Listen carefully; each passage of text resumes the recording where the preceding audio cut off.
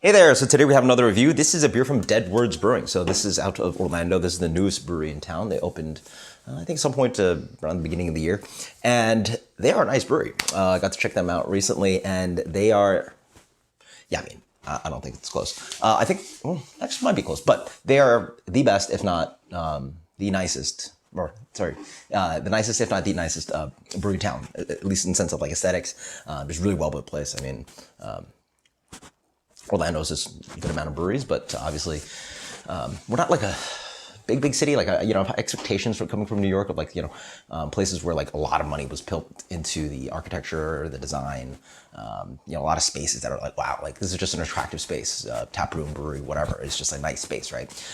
Not a lot of the breweries do that down here, but thankfully Deadwords definitely does that. It has that modern look.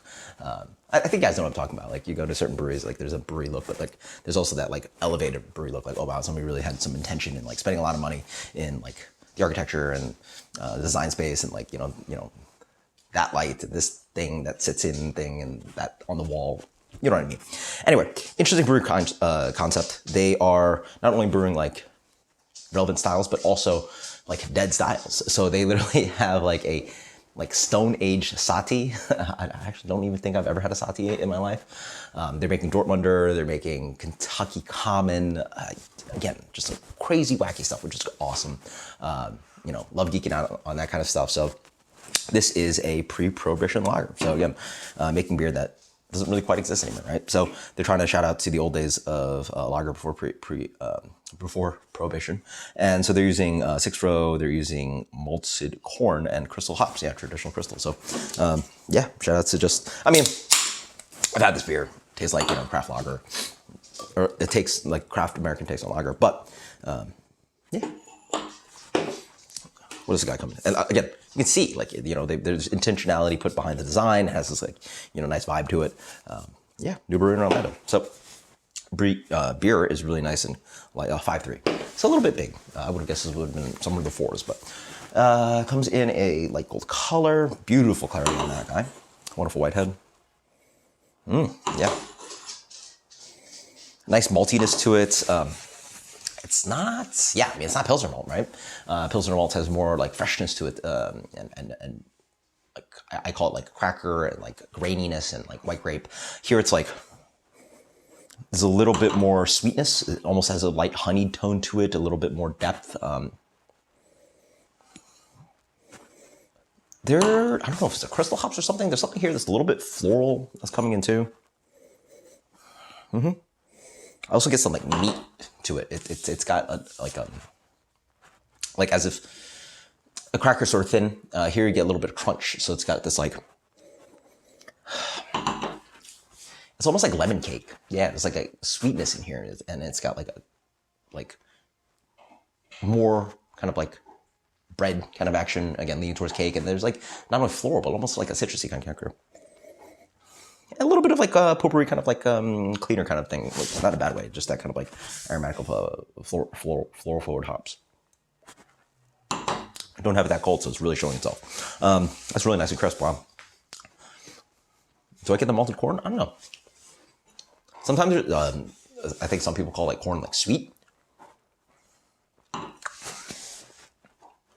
So what I will say is that what's noticeable is that this beer is hoppy, especially for what you expect, which should be like American lager, something that's like really low hopped. There's certainly like not that much malt going on, so falls in the realm of like American lager, but there's certainly hoppiness to it, and there's also like a noticeable bitterness and dryness to this beer. It's not like terribly bitter, it's not like Pilsner, but it has a lingering amount that like you might get from something like Kellis. If anything, bitters out maybe longer than that, so around there, somewhere between Pils and Helles. So has a medium minus bitterness.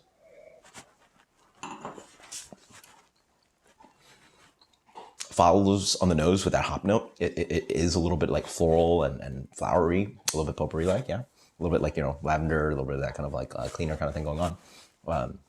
Malts are light. I don't really get like a corn noticeable sweetness, but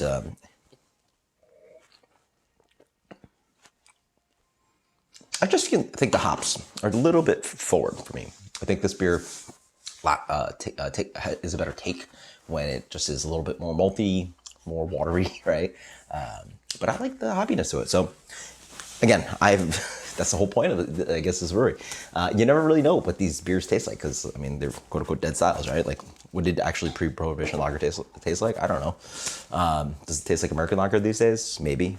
Does this taste like American lager? No, this tastes like a craft example of like American lager. So something like that. As I weigh more, the bitterness is actually lingering. So I would adjust that because the lingering bitterness I find a little bit distracting. Maybe that's a goal, but who knows? Beer's very good. Like, that's just a crushable lager if you don't dissect it like the way I am. Why not?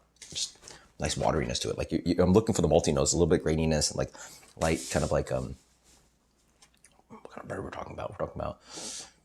I mean, let's go with the bread here.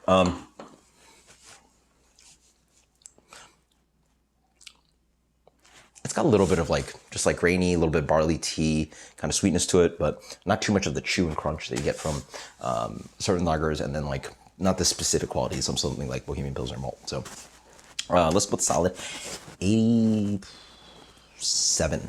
great beer. Placeholder from Deadwords. That's just a solid lager. Until next time, guys, cheers. Let me know if you've heard about this brewery. If you haven't, check it out if you're in the area. Again, making some really fun beer, and I've only tried 3-4 beers from them, but well executed so far. Until next time, guys, cheers later.